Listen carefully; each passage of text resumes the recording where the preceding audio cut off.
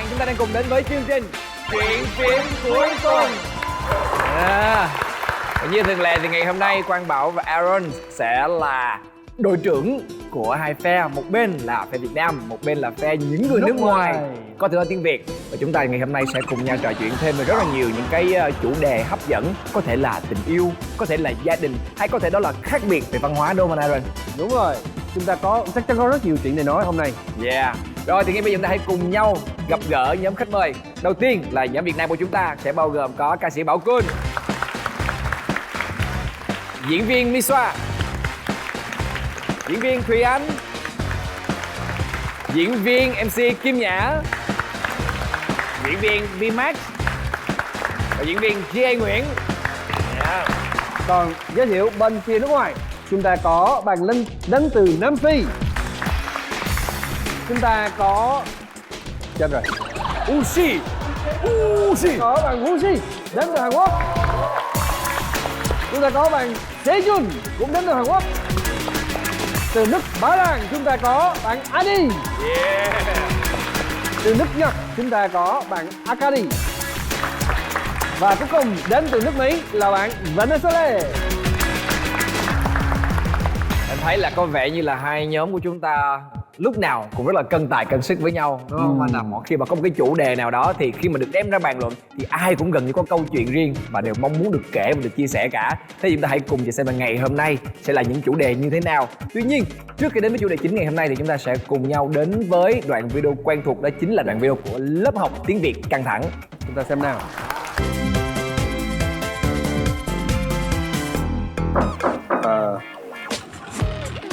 Chào anh ạ.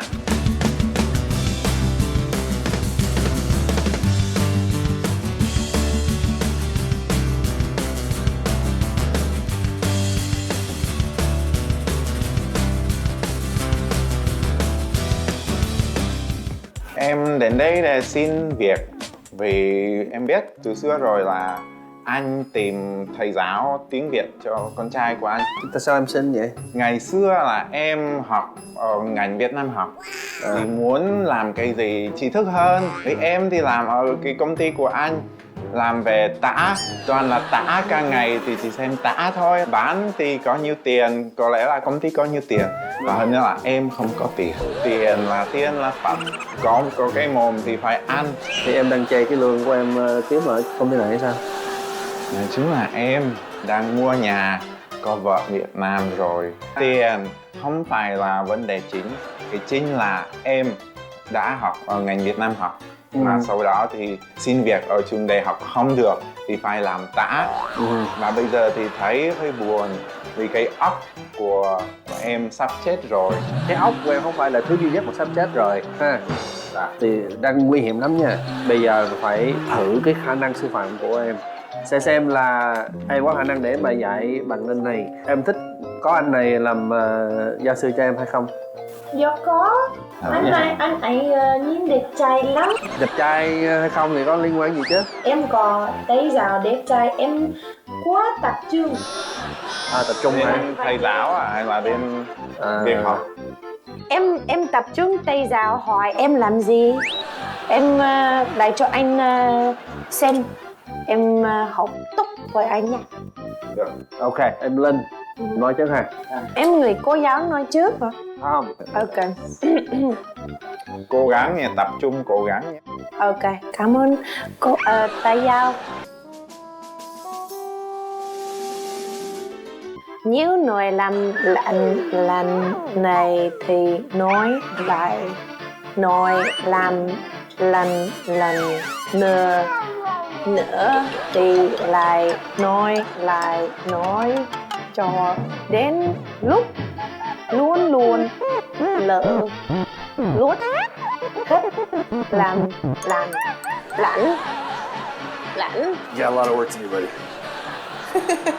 Em đọc thì đọc chậm thôi. Và có thể sử dụng cái tay của em để chỉ cái dấu hay là cái thanh điệu, như là nếu nói lầm lẫn lần này thì nói lại, nói lầm lẫn lần nữa thì lại, nói cho đến lúc luôn lứ loá hết lầm lẫn. xin lỗi anh. Cũng được, nói nhanh hơn xíu. Quá hồi hộp vì anh là sếp của em. Đó. Nếu anh là vợ của em thì chắc là không có vấn đề gì hết. Anh nói đi. Nếu nói lầm lãng lần này thì nói lại, nói lầm lãng lần nữa thì lại nói lại, nói cho đến lúc luôn luôn lưu loát hết lầm lãng. Trai quá. Điểm trái lắm rồi. Ok, bây giờ em dài thử cho bạn lên này nè. Nhắc lại theo anh nhé. Nếu Nếu nói nói lầm lầm lẫn lẫn lần lần này này thì nói lại nói cho đến đến lúc lúc luôn luôn luôn lưu loát lưu loát hết hết lầm lầm lẫn lẫn giỏi đấy. Bây giờ em nói thử ha. Anh đang hỏi em hiểu từ này hả? Đúng rồi, nói lại cái câu đó. Em nói một mình hả? Ok.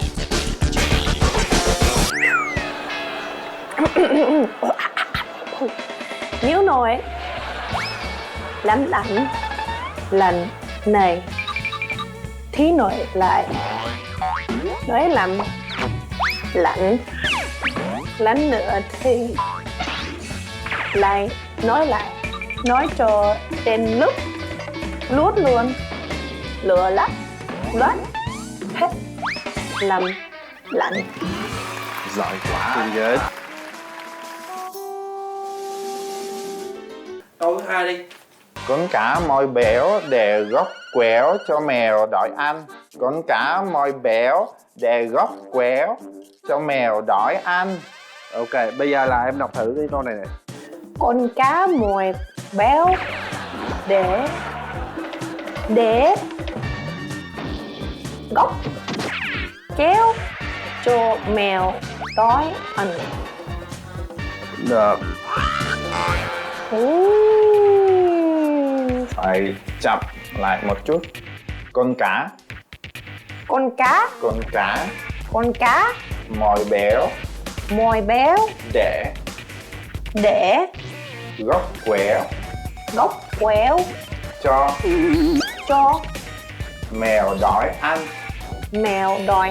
Ok, pretty good. Ok, yeah. Cảm ơn nha. Rồi, một câu cuối. Mà sợ ăn kẹo, vì ăn kẹo thì sẽ béo lên. Và sau đó thì làm sao mà đẹp trai nữa. Ý của em là nếu mà béo lên thì hết đẹp trai hả? À không, chỉ là riêng em thôi. Người khác thì béo thì cũng đẹp trai. Nói chung là anh không béo mà. Có mà anh rất là đẹp trai mà. Bây giờ là anh đã quyết định rồi.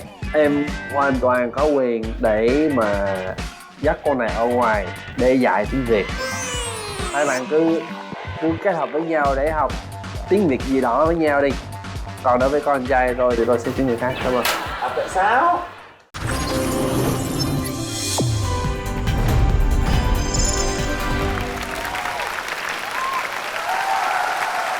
Quý vị thân mến, như thường lệ thì cái lớp học tiếng Việt căng thẳng của chúng ta thì đúng thật là rất căng thẳng. Các bạn có thể gặp ở trong bất kỳ một tình huống nào. Lần này là coi như là tới gặp mặt phụ huynh. Đúng rồi. Mà coi như là phải nói một cái thứ tiếng không phải là cái ngôn ngữ mẹ đẻ của mình. Anh hỏi thiệt, Linh, em có hiểu gì lúc mà Adi với lại Em không nghe anh nói lại cho em nha. Thì tức là khi mà em vô cái trường hợp đó mà đang diễn cùng với anh với lại Adi là em có hiểu không? Em hiểu rất sơ sơ. rất sơ sơ. Nhưng mà chút. Em hiểu nhiều từ, nhưng mà khi anh Adi và anh Aaron nói nhanh em không hiểu. Tất nhiên rồi, thì mình đã vào một cái tình huống mà nó căng thẳng rồi. Em đoán vậy quá. cái chuyện Em đó. đoán. Chung em hai người này là quá kinh nghiệm mà nói tiếng Việt giống như là tiếng mẹ đẻ luôn rồi, cái gì cũng hiểu hết trơn á. Và khi em nghe như vậy chắc chắn là sẽ gặp rất là nhiều những áp lực. Thì thật ra là ngày hôm nay cái clip mà chúng ta vừa xem nó rất là liên quan tới cái chủ đề của ngày hôm nay, đó chính là những lần mà gặp chuyện khó xử khi mà gặp gia đình cũng như là người thân của người ấy. Coi như là về ra mắt đó. Mà ở bất cứ văn hóa nào nó là cái chuyện rất là căng thẳng. Dạ. Là chuyện rất là khó và phải đi qua một văn hóa khác Dạ. chắc chắn sẽ có chuyện. Dạ.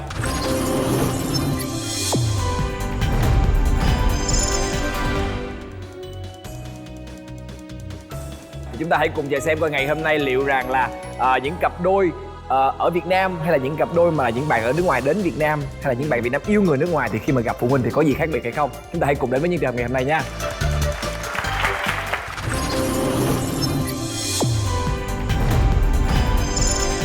Làm sao ăn nổi bạn thú cưng? Ăn là sao? Ủa sao vậy, gặp phụ huynh mà có chuyện ăn thú cưng là sao vậy? Pet, a pet. Sejun. Sejun. Trong đó cái thú cưng là cái con nhím á. Con nhím hả? Nhím à? Nhưng mà đó là con nhím của họ đang nuôi hả sao? Nhà nuôi ấy. Nói chung là lúc Phôi chụp hình. lúc đầu tiên mà Sejun về quê mà với vợ rồi thì lúc đó thì thấy một con nhím á, nó thật là bự mặt cỡ này. Mà nhà đang nuôi. Sejun cứ tưởng là cái đó là con cưng mà nhà nuôi. Rồi thì Sejun cũng thấy nó dễ thương quá nên cứ đặt biệt danh cho nó là nó Tâm Xỉa Răng á. Tại vì nhìn nó là nó Tâm Xỉa Răng này, Sejun cứ nó cho nó tình yêu mà thế này rồi nó đứt cái này cái kia là nó nói chung là cái cảm giác giống như là đang làm mẹ gì đó. Rồi Sejun đi ngủ, rồi sáng ngày hôm sau thì Sejun tự nhiên không thấy nó trong cái chùm gì đó. Không thấy đâu. Cứ tưởng là nó đã đi dạo gì đó, nó tự đi á. Rồi thì về cái phòng ăn á, tại vì cả nhà mời ăn sáng á, rồi Sejun vào luôn. Nhưng mà tự nhiên á, thấy một cái món gì mà cái cảm xúc đang dâng cao mà không biết vì sao. Rồi nó bắt đầu nó rơm nước mắt mà Sejun cũng sắp khóc luôn đó. Rồi cuối cùng thì cả nhà nói thì Sejun này ăn cái này đi, vì cả nhà chuẩn bị cái món này vì Sejun, cái bộ dưỡng á, cái món bộ dưỡng đó thì ăn. Nhưng mà Sejun thì không dám ăn đâu, tại vì đó là bản của tôi mà. cái đó dù mấy ngày mà nó cũng yêu lắm rồi, thương nó lắm rồi thì Sejun cũng đặt tên rồi, nó sao mà ăn được. Sejun thì cuối cùng thì không ăn, mà ai về là cái đó là cái để ăn mà. Mà nó tên gì? Có đặt tên cho nó chưa? Đặt tên là Tam Xỉa Răng á. Tam Xỉa Răng. Đúng rồi, không ăn được Tâm Xỉa Răng à. Dễ thương nha. Tất nhiên á, còn một cái tam gì thì nó lấy nhổ ra một cái. Điện nha. Mình thấy con nhím của nhà của bạn gái của Sejun đúng không? Đúng rồi. Vậy thì Sejun thì chưa có thân lắm với cái con đó đúng không? Thân chứ, ở mấy ngày mà đã thương nhiều lắm rồi. Ồ, thương nhiều nữa hả? Chia sẻ tình cảm này. Chỉ là tâm sự nữa hả? Đúng rồi, tâm sự luôn chứ. Này thì mà cứ cho tao mà cái Tắp Xỉa Răng mà sau khi ăn là mày tiện lắm đó mà thế này. Lúc mà ăn như vậy á, thì coi như là Sejun không có ăn. Không có ăn. Thì lúc đó thì gia đình bạn gái có nói gì không? Cái món bổ dưỡng mà dành cho con mà sao không ăn? Mà cái nhìn mà không hấp dẫn hả? Ăn mà không ngon hả? Ăn đi mà giống sao mà ăn được. Sejun thì lúc đó thì không dám ăn. Nhưng mà chắc là bây giờ thì nếu mà cả nhà mời ăn thì Sejun ăn luôn. Không sao, bây giờ dũng cảm vậy thì lúc đó. Tại vì bây giờ thì lúc đó thì Sejun trẻ, cho nên là mạnh sinh lý, nhưng mà bây giờ thì yêu sinh lý nên ăn luôn đó. Cái gì? Ngày xưa mạnh sinh lý xong mà lấy vợ xong mà yếu sinh lý luôn hả? Bây giờ thì yêu xin dám ăn luôn. Phải ăn thôi. Nhưng mà lúc đó sau khi thấy là gia đình đó thì dám ăn thú cưng của mình thì Sejun có suy nghĩ khác về gia đình của bạn gái hay không? Thì tất chỉ buồn thì buồn, nhưng mà cái đó không dám mà cái thể hiện mà bố ơi mẹ ơi đừng có ăn cái bằng của tôi mà sao mà dám nói được. Ê, nhưng mà lúc đó là đã chết rồi, lúc đó chế biến xong rồi, lúc đó là đã trở thành một món ngon rồi thì sao không ăn? Đúng rồi, đã thành một trong những đồ ăn mà thật hoành tráng đó. Đấy, bây giờ lúc đó là quá trễ rồi. Ở Việt Nam, Aaron, thú cưng nào ấy cũng có thể chế biến thành món xào ớt. Đảm bảo Thật đấy. ra ở Việt Nam thường hay nói câu là con gì mà động đậy được con nó ăn được. Mặc dù là trên bờ hay như vậy thì cũng có thể làm được. Con Tất nhiên chó, là nước mèo, mắm với đường chuột, thôi. nhím, chim, đủ thứ luôn. Nhưng mà thường là không có ăn thuốc cưng đâu, đúng không? Không, Người con Việt đó Nam không phải thú cưng. Con đó là giống như là nuôi mà để trải tiền nuôi để ăn thôi chứ không phải là Nhưng mà lúc tôi đâu. thì Sejun với Sejun là cái đó là thú cưng á. Đối với Sejun, đối với Sejun là thú cưng thôi. vậy đó ráng chịu thôi. Không, nhưng mà rõ ràng nha, đây từ câu chuyện của Sejun mình thấy được một cái vấn đề là cái gì, là lần đầu tiên đến nhà của người yêu mà gia đình người yêu mời ăn mà những cái món ăn đó gần như mình không ăn được, hoặc là nó quá khác biệt với mình, hoặc là mình cảm thấy nó ghê mình không ăn, thì lúc đó là cái cảm xúc của mình với người yêu mình có bị thay đổi không? Hình như có. Có một lần cũng là Hà Nội, cái gì nào hay nhất cũng xảy ra ở Hà Nội hết. Ngay tầm 2 tuần trước dịp Tết là mình về nhà bạn gái lúc đó lần đầu tiên, sau đó là lần thứ 2, lần thứ 3, đến lần thứ 4 ấy là bố mẹ của người ấy không phải là mời mình về nhà mà mời mình đi ăn ở ngoài. Tức là mình ra quán, hai bác bảo là hôm nay cho cháu ăn món đặc sản Việt Nam. Mừng quá. Đấy, ăn luôn. Để nghe thêm coi là món gì. Biết họ gọi cái gì không? Chó không? No, chó thì bình thường. Ngay từ tuần đầu tiên đã ở Việt Nam đã ăn thịt chó rồi. Trứng vịt lộn à? No, bình thường. Tim rắn hả? Uống rượu tim rắn hả? No, cái đó là quá bình thường. Đối với mình nhé, Con đua hả? là không, cái đấy không sao. Đối với mình, cái món ghê nhất trên quả đất mà mình không bao giờ ăn ấy, tuyệt đối không bao giờ ăn là lồng, mấy cái nội tạng ấy. Mà hai bác mời mình cả cái mẹp to như thế này ấy, lồng lợn luộc. Sau đó nhá, mình ngồi, mình bảo mấy bác, ok mình gấp cho họ để họ ăn, để họ không để ý đến mình. Mình chỉ uống nước thế này thế kia, uống bia hơi, ok. Thế là mấy bác bắt đầu gấp lại mấy cái miếng mà nó to nhất, mà thơm nhất đấy, Béo nhất. thì là gấp cho là cháu như ở nhà đi. Ôi cháu rất như ở nhà rồi. Cái bác, hai bác không cần lo, mời hai bác rồi bảo no.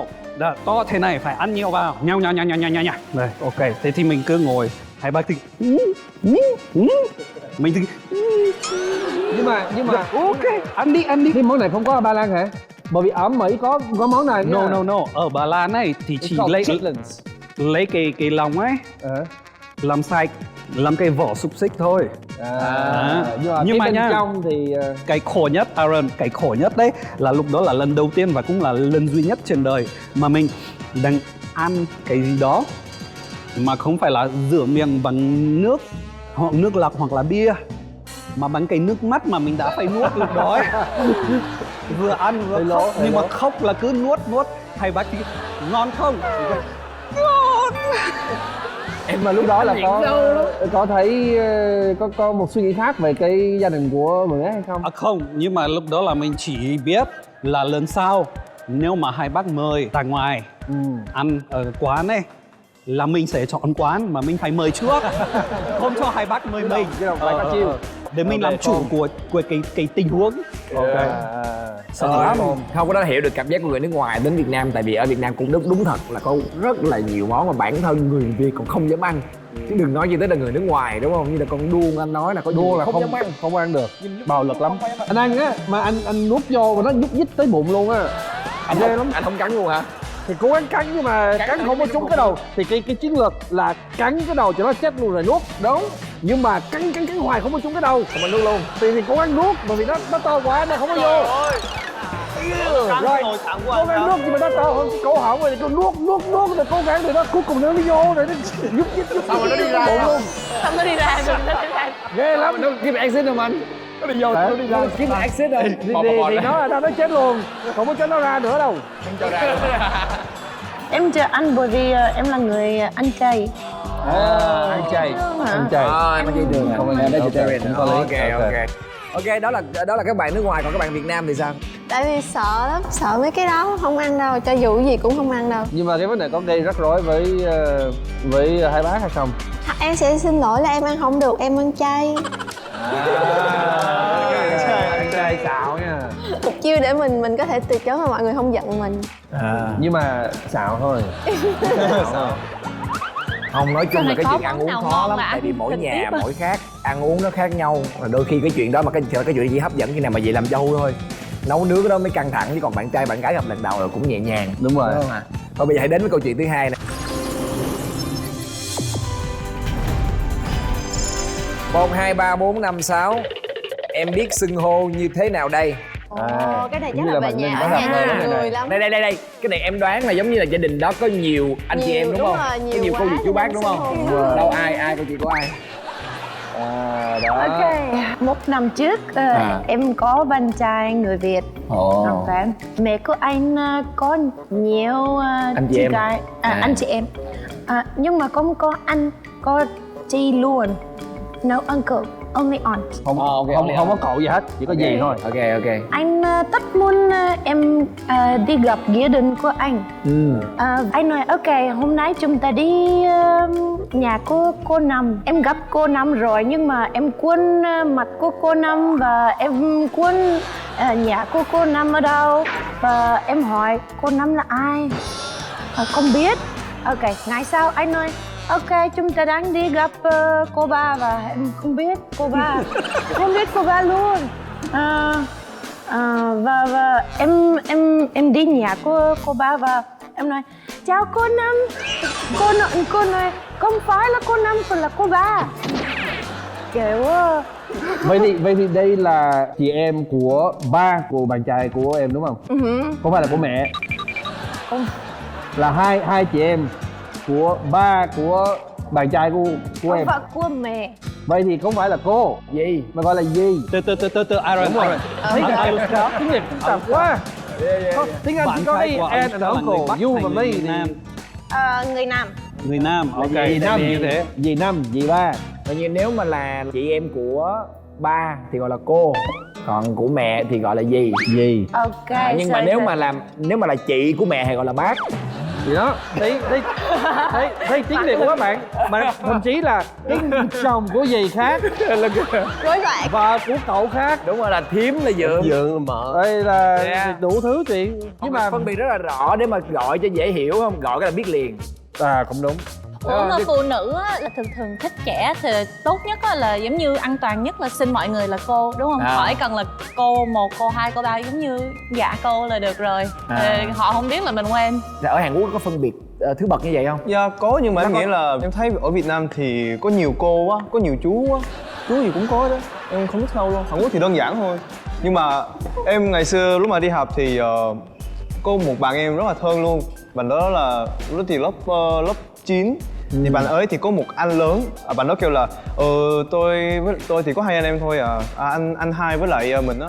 Xong em cứ tưởng là cái anh trai của bạn đó tên là Hai. Xong rồi em cứ tưởng là như vậy, xong rồi hello anh Hai, wow anh Hai ơi, em lúc nào cũng kêu anh Hai. Xong rồi hỏi bạn đó, ơi em mày biết anh Hai không? Anh Hai là ai vậy? Ủa tên của anh bạn đó.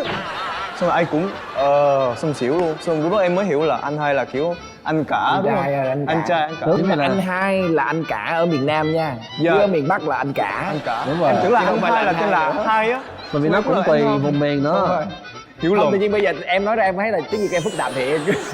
Anh Hai. Nhưng mà ở nước ngoài thì phải nhớ tên. Có cái ở Việt Nam là chỉ cần nhớ xưng hô thôi. Nhớ số thôi. Không biết tên thì cũng không sao. Thậm chí là không biết tên của ba mẹ của người ấy thì cứ gọi là bác hay gì đó thì cũng được. Hey Aaron, nhưng mà ở Ba Lan ấy, ví dụ như ở Ba Lan thì nó cũng như thế, cũng giống như ở Việt Nam. Đối với mấy cô, mấy chú, mấy gì đó thì đại loại là trẻ em ấy không bao giờ gọi bằng tên, toàn là cô ơi, đấy, ông ơi, bà ơi, vân thế. Không biết tên thì cũng không sao. Nếu phải thậm gọi chí là hỏi mấy đứa 9 tuổi, 10 tuổi, ông của con tên gì? Tên ông. Tên ông. Chỉ biết thế thôi. Cả đời chỉ gọi là ông thì biết thế thôi. Hoặc là mẹ của con tên gì? mẹ là mẹ thôi mà. Đó, thế thôi. Không, có nhiều đứa nhỏ nó không biết tên của ông bà, chỉ gọi là ông nội hoặc là ông ngoại thôi. Đúng rồi. Gọi riết quen chứ không có bao giờ gọi xưng tên hết trơn á. Nhưng mà ở Ba Lan thì có phân biệt giữa cô và dì và cậu và dì Không, nó là aunt là aunt. Thế thôi. Nhưng mà vẫn nghĩa là nó đơn giản hơn. Nhưng mà đây là vẫn phải gọi bằng cái đó thôi. Đúng, Thì giống như không được Thì giống như là ở tên. Mỹ là chỉ là coi như là grandfather hay là grandmother thôi. Nhưng mà còn from mother side hoặc là father side là Đúng rồi. chỉ gọi như vậy. Còn ở Đúng Việt rồi. Nam là phân biệt Việt Nam là nâng cấp lên rồi. Đúng rồi, cái này biết là học đại học nhá, ở Ba Lan 3 tháng đầu tiên là mất cả lớp, mất 3 tháng đầu tiên ấy chỉ để hiểu ra nó là như thế nào, ai gọi xưng ai hô bán ấy, cái cách gì xưng như hô thế nó nào khác ấy. nhau. nên vậy lớp Ba tiếng Việt tháng. nên vậy đó. Nhưng mà Thùy Anh là người Việt Nam nè, em là ngoài Bắc đúng không? Em ở trong đây em có thấy là em gặp bị khó khăn trong cái việc xưng hô không? Tại vì em vẫn đang dừng lại ở cái đoạn mợ cậu gì cô từ nãy đến giờ là trong đầu em là vẫn đang kiểu dừng lại cái đoạn anh nói á, vẫn chưa kiểu thông thoáng được nhiều. Và sao Thực nói sự chứ? là vào đây thì cái cách xưng hô nó khác hẳn, xong bây giờ khi mà mọi người bắt đầu nói lại về nó thì tự nhiên em ồ sao lại nhiều từ này, xong mình lâu lắm mình không dùng từ này, lâu lắm mình không dùng từ kia thì nó kiểu như tự nhiên quên đi, xong bây giờ được nói lại, xong bây giờ bắt đầu nghĩ hóa ra là mợ thì lại là như thế này, hóa ra là cậu gì cô lại là như thế này đó. Thì vào đây thì đúng là em bị kiểu ngôn ngữ bị đảo ngược nhau, nhiều khi là mình nói cái này người ta không hiểu nhưng mà mình lại dùng một số từ miền Nam để nói với người miền Bắc thì người miền Bắc lại không hiểu. Nói chung là em hơi mất gốc rồi. Khi mà mình đã Người thân của mình đó mình gọi riết mình quen, nhưng mà nếu như là bây giờ mà kêu gọi là vợ của chú là cái gì, đôi khi mình cũng bị phải dừng lại suy nghĩ một chút. Thì liệu rằng là mợ hay là thím hay là giống như là chồng của cô, chồng của dì, rồi là gì là dượng hay gọi là chú. lâu Nhiều lúc hay bị nhiều lúc bị hoang mang. không biết là ở Ba Lan thì có giống vậy không, nếu mà gọi sai thì có bị phạt hay gì không? Không phải là phạt, nhưng mà mấy ông bà sẽ nhìn kiểu Khó chịu. Em thấy mình nhìn mặt anh là khó chịu rồi đó.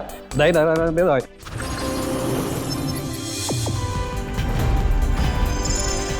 Mém tôi đời dưới tay ba người ấy, may còn nhờ có cái khẩu trang. Cái gì vậy không hiểu. Mém Tôi đời là xém tiêu á, mém nữa là bị xử á. Anh hiểu không? Mém tôi đời. Câu chuyện này là của dưới tay ba. Từ từ để bây giờ nghe kể câu chuyện nè. Ok. Thì đợt em thì em có cái tính là em chạy xe ở ngoài đường á, khi mà trời nắng với lại kẹt xe là em rất khó chịu. Thì cái hôm đó là em trên đường qua nhà bạn gái em để lần đầu tiên gặp ba má của bạn gái em luôn. Thì em đang chạy xe này, em đang kẹt xe mà có một cái ông chú, ông chạy ông lách từ này ông lách từ kia, xong ông chen lấn xe, xong ông quẹt xe em đang điên vậy nè. Em nhìn lên cái em lên cái chạy cái trong rừng ra cho anh nội, em giọt mà lúc đó em có đeo khẩu trang, mắt kính rồi mặc áo khoác đầy đủ hết. Xong cái em chạy về tới nhà, mà nhà bạn gái em ở chung cư. Xong cái em gửi xe rồi em đem hết mấy cái đồ đó em bỏ vô cốp, cái đợi bạn gái đó đón lên. Em hiểu. Đang diễn đã mà. Sau cái trên đường lên thì em cũng kể bạn gái em nghe là nãy anh đi anh gặp một cái ông vậy ông khó chịu, anh chửi quá chửi luôn. Xong cái anh chửi xong anh chạy lên tới cái vô thì gặp mẹ bạn gái ở nhà. Xong em vô đợi cái ngồi chơi hồi, xong cái bắt trai về. Cái lúc mà chạy lên quay qua nhìn mặt đó thì nhìn mặt em cảm giác rất là quen, cái nét dữ mà nhìn rất là quen lắm luôn á. Xong cái vừa về ổng vừa mở cửa vô, cái em vừa nhìn dạ con chào bác. Xong cũng cái bộ đồ đó, cũng cái khuôn mặt đó, xong cái bạn bé Út hả con, ngồi chơi, ba vô làm cơm nữa ăn. Xong cái ra ăn cơm hồi nguyên bạn ăn cơm, cái đang ăn cũng chưa kể cho bạn gái em nghe là gặp chú đó. Xong cái ngồi ăn cơm, cái hồi cái chú kiểu chú cũng bực, chú kể cho vợ chú nghe. Hồi nãy á tôi đi ngoài đường á, tôi đang gấp lắm luôn, tôi về tôi tắm, gặp nghe cái thằng ức chạy lên nó chửi tôi bà. Nó chửi tôi, nói thiệt, nó mà đi chậm xíu tôi dặn đầu nó rồi đó.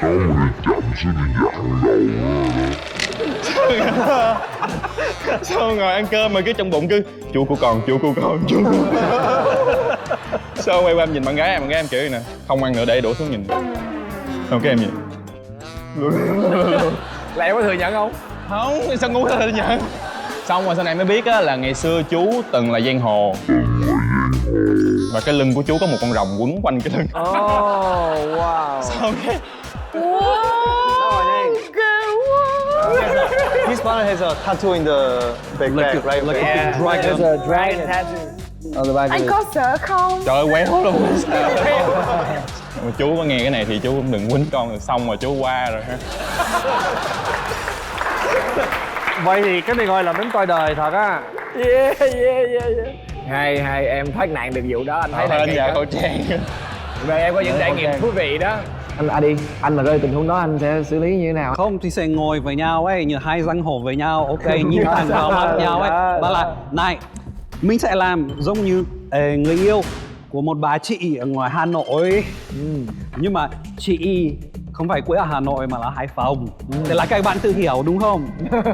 Thế là nhá, cái ông này yêu bà chị. Thế là ok, muốn ra mắt của bố mẹ của người yêu đó. Nhưng mà không biết nên nói như thế nào, tại vì biết là hai ông bà khó tính lắm và đã từng là giang hồ ra rồi. Nhưng mà cả cái khu phố rất là chào bác, chào bà, ok. Thế thì cả cái khu phố rất là sợ. Thế là cuối cùng ông không biết nên nói như thế nào, nên nói chuyện như thế nào, nên làm cái gì để hai ông bà bắt buộc phải cho hai đứa phép quen nhau. Thế là ông làm đơn giản thôi, bước vào nhà, giữ con dao phía sau lưng, bước vào nhà, hai ông bà bắt cái con dao vào cái bàn này. Nhà của hai ông bà có con gà nào cho tôi ăn không? Thế là hai ông bà cứ nhìn mày quen nó đi. Gán ha. Nhưng mà mình sẽ không làm đến mức độ như thế. Mình như là này ông nhá, tôi yêu con gái của ông nhá, bây giờ ông phải cho tôi yêu nó có vô tư nhá, tôi sẽ chăm sóc rất là tốt nhá, không chết dưới tay của tôi nhá. Nhưng mà ông phải ok thì tôi sẽ ok với ông, ok? Nhưng mà vẫn hy vọng là sẽ không bao giờ có cái trường hợp như thế. Rất may mắn từ xưa giờ tất cả cái bố mẹ của từng người yêu cũ của mình ấy rất là hiền, rất đàng hoàng, rất tử tế. Nhưng cuối cùng là rất nhiều lần chia tay với người yêu rồi, nhưng mà bố mẹ vẫn đi khi nào về nhà bác ăn cơm, ngồi với nhau, uống với nhau, ok. Dạ vâng, lúc nào rảnh nhá, lúc nào rảnh. Như Linh cũng có gặp cái trường hợp đó hả?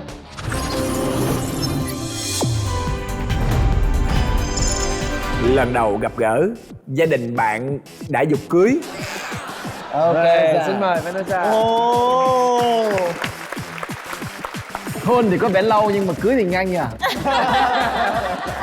Thế họ muốn vậy mà chưa chắc gì về nó sẽ nhậm. Thì cái câu chuyện này là giống như một nhóm bạn về nhà một người bạn này ăn chung với gia đình. Thì ở trong đó thì có 4 phụ nữ với lại 3 nam. Mà cái nhà đó là của 2 người nam. Lúc đó là về ăn cơm giống như bạn bè ăn với gia đình, tỉnh bơ giống như tự nhiên lắm. Mà nói chuyện chắc khoảng 30 tới 1 tiếng. Xong rồi ông bả mới bắt đầu nói là con lấy con nhỏ này được á, con lấy đi con cua đi.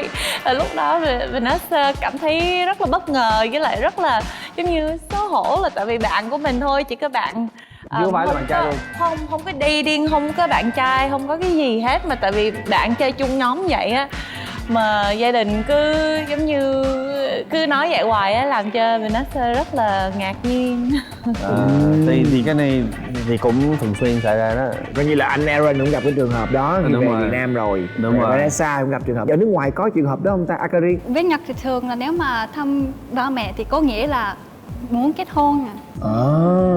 Hàn Quốc thì sao? Hàn Quốc thì cũng tùy gia đình, nhưng mà đa số nghĩ như vậy, cũng tư tưởng giống như Nhật Bản á. Coi như là dẫn bạn gái về nhà cái là coi như là xác định là cưới. Không phải xác định cưới mà là giống như cái lễ, giống như lễ ra mắt. Không phải lễ ra mắt.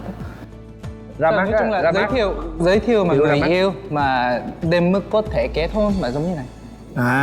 Là coi như đây là người con xác định là sẽ cưới. Đúng xác rồi. định thôi chứ cưới hay không là chưa biết đúng không? Cưới thì sao, nhưng mà xác định thì xác định trước. Rồi thì sẽ hỏi tiếp là sẽ để bao nhiêu con. Cái bước tiếp theo nữa là để bao nhiêu con, có kế hoạch chưa này. Ôi oh my god. Ở Việt Nam thì sao? Mẹ em có. Mẹ em có là sao? Kiểu bạn gái vừa về cái mà không nói cho bạn gái em nghe, kiểu mày cưới chưa, cưới lẹ đi để đi mất à. Em là không cần cưới luôn mà cũng không phải là bạn gái luôn. Tức là vừa mới vô đây là một người bạn thôi, dắt về nhà thôi. thì gặp người thân thôi. Gặp người thân của cái người đó thì cô ra rất là sởi lợi với ông, vào đây con, xong nắm tay mình kéo qua bên này gặp giới thiệu liền luôn, đây rể tao nè, mà rõ ràng đây là bạn thôi. Mình quay qua dạ con chào cô, mình sởi lỡ thì người ta cũng sởi lại với mình thì mình ok vô lại xong chào cô, trong vừa mới rể tao nè, cô mình không được, không giải thích được á. Qua bên này giới thiệu xong qua bên này rể lại đây ngồi với chú để nhậu nè con. Chết dai luôn. Rồi có quen không? Xong rồi quay qua nhỏ nhìn. Xong rồi bà kia kiểu không có thời gian để giải thích á, cho nên là Bình thường như thế là phải quen nhau, sau đấy là phải quen nhau luôn rồi. nhưng mà cuối cùng Rồi, thường mình Tiến gặp được tới cái với trường hợp nhau gì phải đó. quen nhau đó, luôn. đó chỉ là bạn thân thôi à, chứ không phải là ấy. Này, bởi vì mình có một câu chuyện liên quan đến cái đây Đây. mà nó còn ác hơn nữa. Thậm chí là mình chưa gặp người ta, chưa gặp cái bạn gái ấy, mà người ta đã bắt mình cưới rồi. Cho coi hình không? Có coi hình không? Căng thẳng lắm. Vợ Vấn đề là trên như trời này, cuối năm 09 là mình đã học ở Hà Nội. Thì lúc đó là cái khu ở gần Hà Đông là rất là gần như không có Tây. Bởi vì không có gì thú vị để làm ở đó, chỉ là có cái trường đại học của mình nên mình phải ở đó, nên mình phải học ở đó. Thế là mình vào cửa hàng, bà chào chú ơi cho cháu một lần Coca. Thế là ông cứ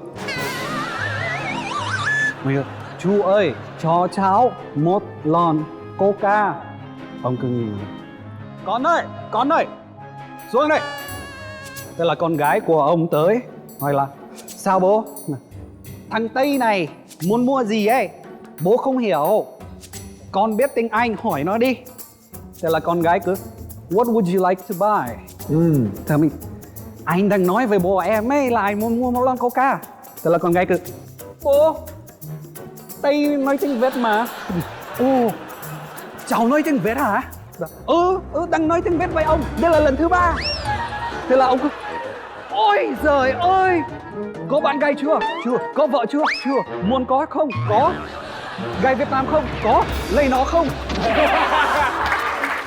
Thế là mình cứ ông ơi, cháu đến đây mua một lon Coca. Chứ mà là cưới vợ ấy. Không, 17 tuổi, giỏi lắm, sắp thi vào đại học, bố biết hết rồi, lấy nó là hạnh phúc. Thế là mình cứ dạ vâng, trả tiền, không bao giờ quay lại. Không, đi mua lon Coca mà lấy được vợ luôn thật là hay rồi. Khuyên mãi đặc biệt đấy. Khuyên mãi đặc biệt gặp rồi hả? thế trường hợp này nhiều luôn. chắc là vì là người nước ngoài mà nói tiếng Việt. Mình nói tiếng Việt, người ta sẽ nghĩ là mình muốn ở lại tại Việt Nam, chứ không phải là lấy con gái của họ bay đi xa. Hiểu không? Nhưng mà tâm lý của phụ huynh cũng nhiều người ta suy nghĩ giống như vậy lắm. Đúng rồi. Dạ, bây giờ vẫn còn như thế. Đúng là khi mà có các bạn người nước ngoài vào thì câu chuyện nó thú vị hơn đúng không? Những cái tình huống đúng nghĩa nó oái âm chứ chưa bao giờ mà mình tưởng tượng được. Nhiều khi là văn hóa của mình không bao giờ làm vậy đâu, đúng không? Ví dụ là một người Việt Nam vô thì mua lon Coca không bao giờ gả con gái của họ lần đầu tiên gặp, đúng không? Nhưng mà vì họ là người nước ngoài, mình cứ tưởng là dẹp đi tất cả những cái luật lệ của xã hội có thể làm được. Quá căng thẳng. Em chưa bao giờ về gặp phụ huynh một cách chính thức, nhưng mà sau này em sẽ suy nghĩ lại về chuyện đó. Me too. Đấy. Rồi, Me too, me free. ok.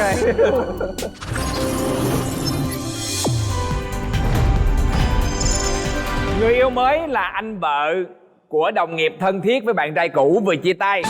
Cái gì vậy? Lại nha. Đó, mọi người thấy không, cuộc đời em đó là cái mớ bùi nhùi nó rất là rối rắm như vậy. Khi mình kể ra người ta cũng rất là khó hiểu. Là bởi vì là trước giờ em quen một vài người Việt Nam, tức là người Việt Nam sống đây luôn, và em cảm thấy là cái mối quan hệ của họ trong với cái mối quan hệ của em trong công việc nó rất là lằng nhằng và rất là nhiều thứ. Thành ra là em không muốn quen người Việt Nam nữa, nhưng mà em cũng không thích quen cha Tây. Thế là em mới nghĩ rằng là Việt kiều là người hợp với em nhất. Thế là vô tình em quen cái anh này là người Việt kiều ở nước ngoài phải hơn 10 năm rồi mới về Việt Nam. Thì khi mà tụi em làm quen, em xem trên Facebook của anh ấy thì em thấy là không có bạn chung với nhau, không có mutual friend với nhau quá nhiều, khoảng 2-3 người thôi. Và anh ấy thì đang làm business cho một cái hệ thống khách sạn resort 5 sao ở tại Việt Nam. Thì là công việc không hề liên quan gì đến em hết. Thế là em mới ok, người này lý tưởng để mình quen, hợp lý. Thì trong một đêm em hơi khó ngủ một tí, em mở Facebook lên và em hỏi một cái người bạn trong cái số những người bạn chung đó của Em hỏi là ủa anh này làm sao, như thế nào, thì bạn đó nói ra một hồi, và cuối cùng em phát hiện ra là cái anh người yêu mới đó của em lại là anh vợ của người bạn thân của người yêu cũ em vừa mới chia tay. Rồi, em hiểu không? Bây giờ giải thích nha. Bây giờ ra đây, bây giờ ra thêm một người, cứ ra đây đi. Rồi ha, đây hãy Anh mới nè. hãy để đầu óc tôi kể cho nó ngắn gọn như có thể. Rồi. Hai người là người yêu của nhau. Rồi. Đi qua nhà thì đây anh Aaron là bạn của Bảo, Bạn thân. bạn thân của Bảo, đồng nghiệp luôn. Rồi đây là vợ của anh Aaron. Ok. Hiểu không? Hello. Yes. Em là anh trai, em là anh trai của Linh. Đúng. Hiểu chưa? Em là anh trai của Linh. Rồi bây giờ chia tay Rồi, nè. hai người kia nghỉ chơi với nhau. Chia tay nè, rồi chia tay cái Hai người này đến với nhau. Hiểu chưa? Hiểu chưa? Hãy dùng cái đầu óc tư duy, hiểu chưa? Trời ơi. Cảm ơn nha. Hiểu chưa? Hiểu chưa? Hiểu chưa? Hiểu rồi. Đó đấy. Nó phải có ví dụ minh họa mới dễ hiểu được. Cuối cùng cái vấn đề chính là lúc đó Miswa và anh kia không hề biết. Hiểu không? Là sau khi mà hai người quen nhau rồi thì mới found out ra là có một cái mối quan hệ nó nhằn nhìn như vậy. Chứ còn trước đó là không có biết nhau. Nhưng mà là sao? nhưng mà có gây Hỏi Miswa em. gây ra cái vấn đề gì hay không? Đó. Dạ thực ra là một cái vấn đề rất là lớn, tại vì vô tình, tức là khi mà em biết được cái mối quan hệ nó nhập nhằng như vậy, em cảm thấy rất là mệt mỏi, tại vì em đã muốn cố tình là em muốn tìm một cái người mới không hề liên quan gì hết, mà cuối cùng xui làm sao đi một vòng trái đất lại cuối cùng lại liên quan đến cái người bạn trai mà em vừa mới chia tay. Và lúc mà em về em stalk lại trên Facebook á, em lật hết tất cả hình và lật cả Facebook của cái cô em gái của người yêu mới của bạn trai em á, thì em thấy vào thì em vô tình em tìm thấy được một tấm ảnh chụp vào Tết vừa rồi, Tết năm ngoái. Thì trong một cái buổi ăn gia đình, một buổi tiệc gia đình ăn bên hồ bơi, một bên là anh người yêu mới của em và đối diện đầu bên kia là anh người yêu cũ. Thế nhưng mọi người cũng thấy là khi mà em kể câu chuyện này là mọi người đã thấy nó rất là rối rắm, rất là khó hiểu, và riêng bản thân của em và em thấy giống như là nó là một cái trò đùa, một cái trò đùa của cuộc đời này dành cho em. No. Nó Cái rối. đấy có cái tên khác ở trong tiếng Việt đấy, cái bạn chưa biết bằng tiếng Việt bằng mình đâu. Cái đấy gọi là định mệnh. Định mệnh. Định mệnh viết tắt là đờ mờ hả? Cái này không gọi là duyên, gọi là nợ. xong rồi về chung mâm mà hai người bằng người Rồi. yêu cũ với người yêu mới nói chuyện với nhau nó mới nhập nhằng. Thôi em nghĩ là mình có thể dừng tất cả mọi câu chuyện ở đây rồi, tại vì hôm nay em bắt đầu thấy hơi bị mệt não rồi đó. Có toàn câu chuyện mà hơi bị căng thẳng đầu óc không à. Em nhớ là bắt đầu chúng ta chỉ là một cái bữa ăn bình thường thôi mà. Chỉ là một con nhím nhỏ nhoi thôi mà. Tại sao tới cuối cùng lại là một câu chuyện như thế này? Kết thúc vẫn là một bàn ăn có hai người thôi, hai đầu thôi. Rồi bây giờ cuối cùng mình bình chọn lại đi. Em thì triệu like cho Miswa. Ok. Mà thôi bây giờ nãy giờ là người chưa nói nhiều mà cũng chưa có câu chuyện là Vu Si nè. Giờ em bình chọn đi. Ngay hôm nay câu chuyện nào đối với em là ấn tượng nhất? Thấy có chuyện nào hay nhất hả? Đồ ăn thì không sao, tại vì em có thể ăn hết được. Ấn tượng cái câu chuyện nào nhất? Hai người, em thấy hai người mà phải chồng một người đúng không? GA. Chuyện lỡ gặp Với lại Miswa. Đúng rồi, tại vì chị Miswa là đi vòng tròn, còn anh Gia là trực tiếp chứ không phải là vòng tròn. Hiểu không? Đúng. Cũng đúng mắt. Hay nấu quá. Tập này hay nấu thiệt. Nói chung là càng ngày mà làm chương trình này thì cá nhân của Bảo thấy rằng là Bảo không bao giờ muốn được bình chọn là câu chuyện ấn tượng cả. Bởi vì câu chuyện ấn tượng nào nó cũng để lại rất là nhiều những cái suy nghĩ, cái tâm tư và những cái gọi là bị xoắn não á. Thôi thì chúc cho Miswa và GA cuộc đời của hai em sẽ luôn luôn hạnh phúc và thăng hoa nhá. Rồi. Xin cảm ơn tất cả mọi người đã cùng theo dõi chương trình, và chúng ta sẽ cùng gặp lại nhau vào khung giờ quen thuộc, đó chính là 22h30 Chủ nhật hàng tuần trên kênh HTV7. Và các bạn có thể coi ở trên kênh YouTube của MTV Media và cũng trên cổng thông tin Love TV. Chúc các bạn có một đêm ngon giấc. Xin chào và hẹn gặp lại. Bye bye.